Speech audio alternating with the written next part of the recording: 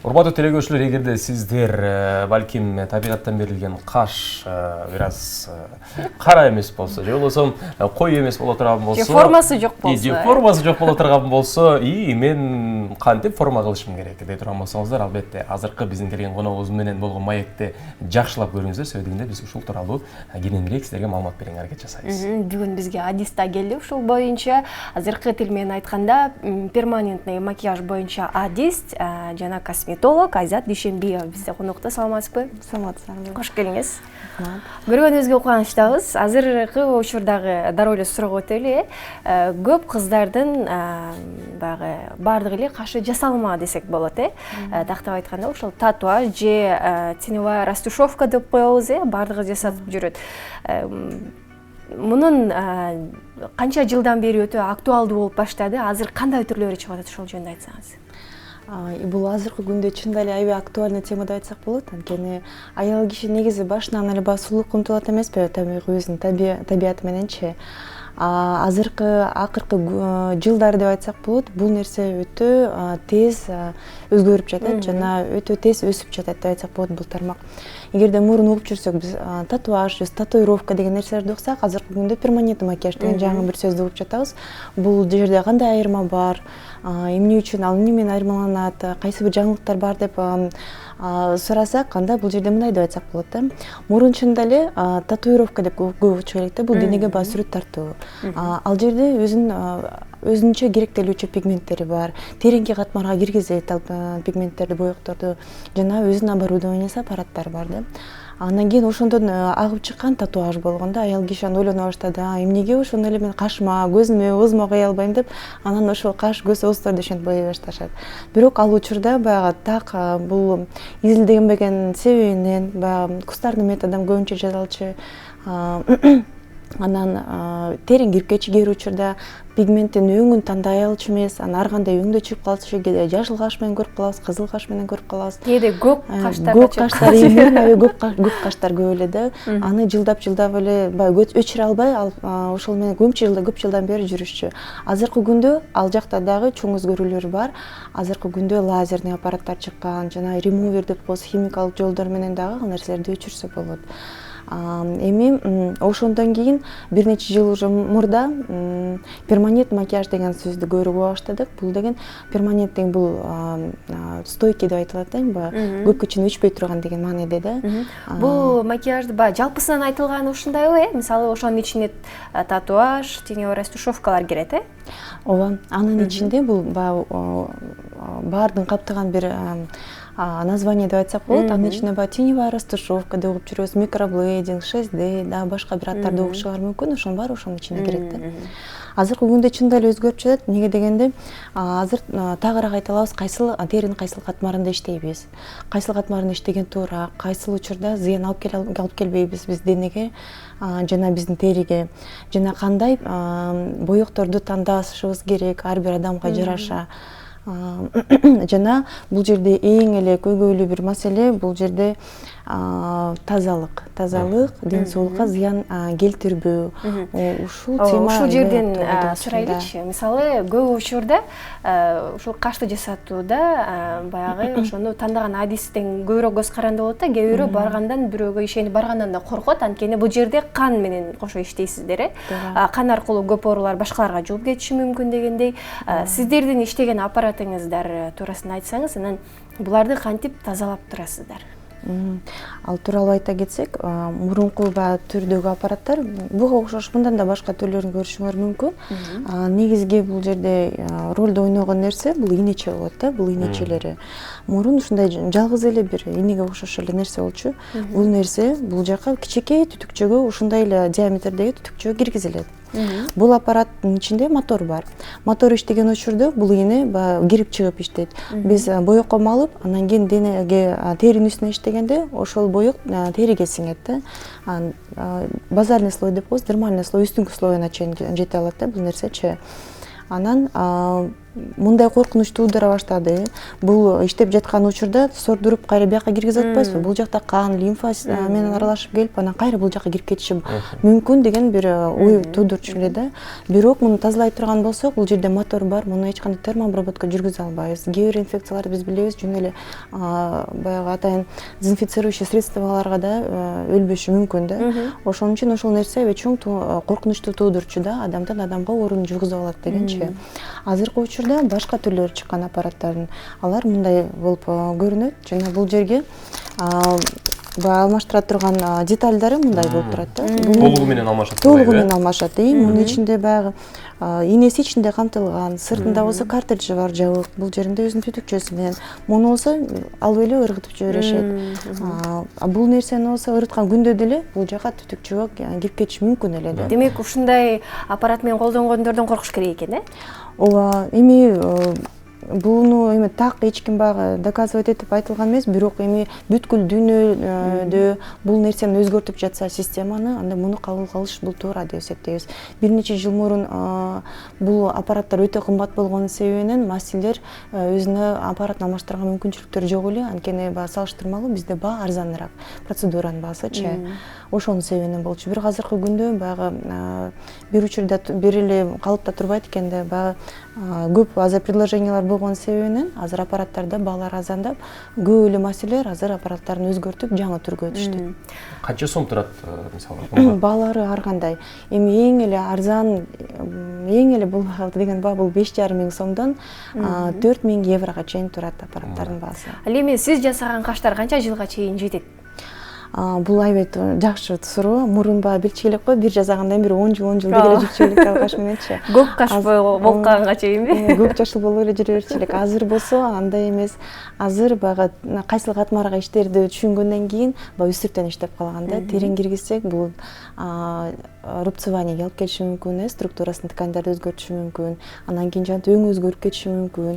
Анан ал өң деле өзгөрөт экен, өңү эскирет экен, адам да өзгөрөт экен, ошого жараша да формасын да өзгөртүш керек болот экен.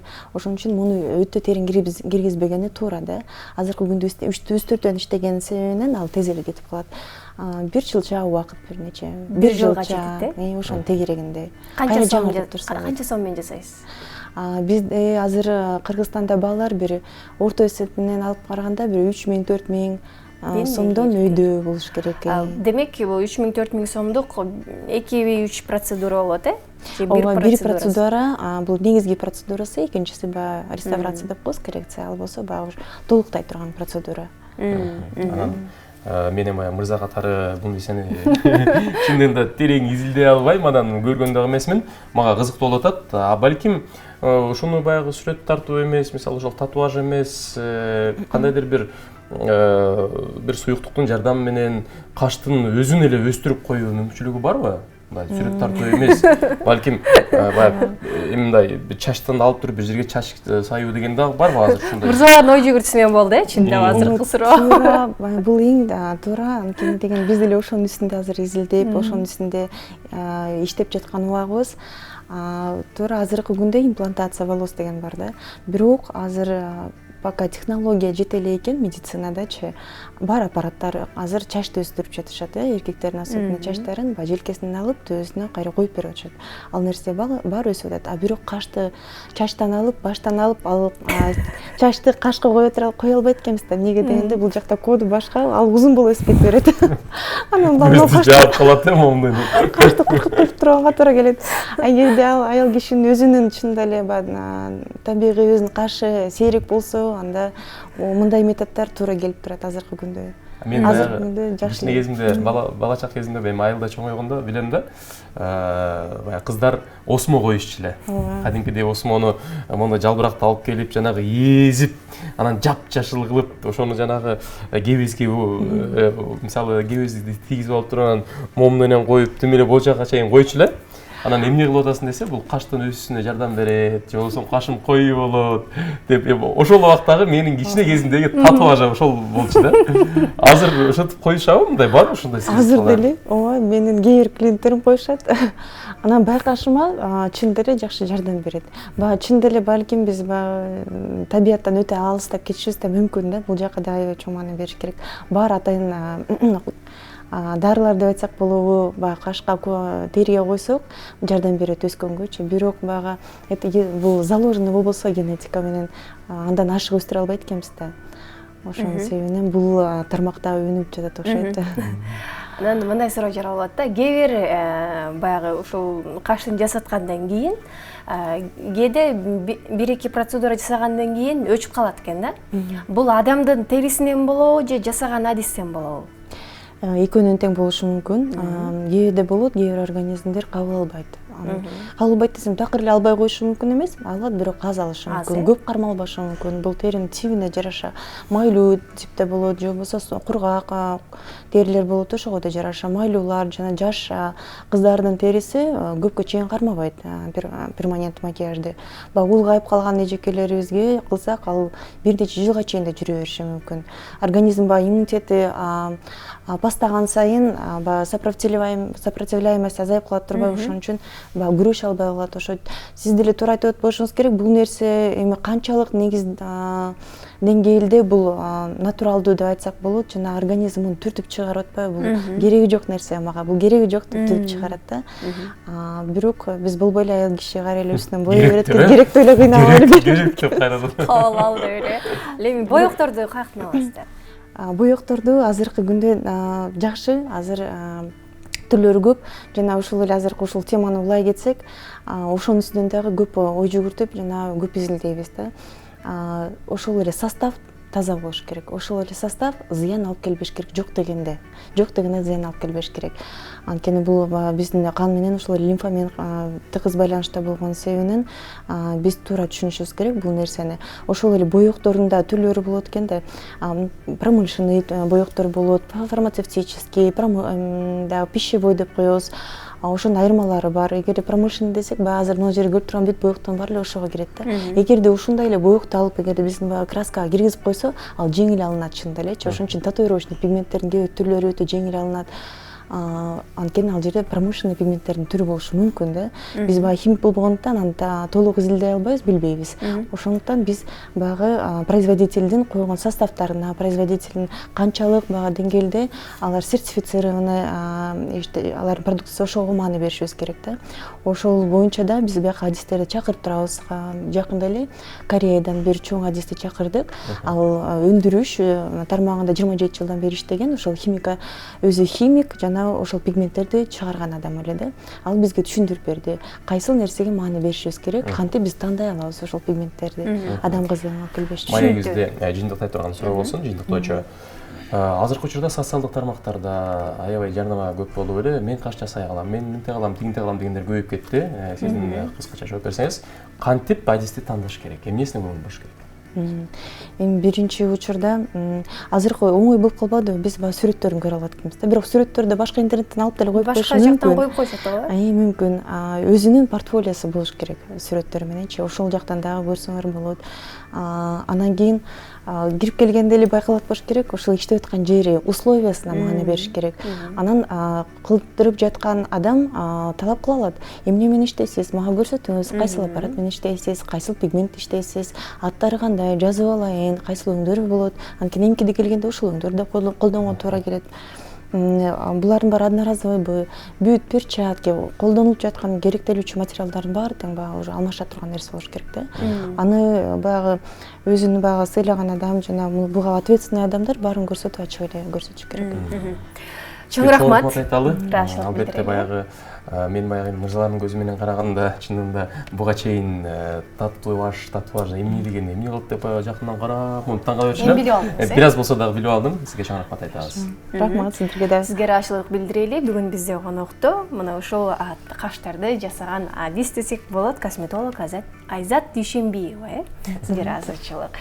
Биз болсо программабызды улантыралы, деги эле жасалма сулуулук же болбосо табигый сулуулук туурасында сөз кылып атабыз. Сиздер дагы бизге үн кошсоңуздар болот. Байланышка чыгыңыздар 56 56 72 номер аркылуу. Ал эми азыр биз программабызды улантып берели.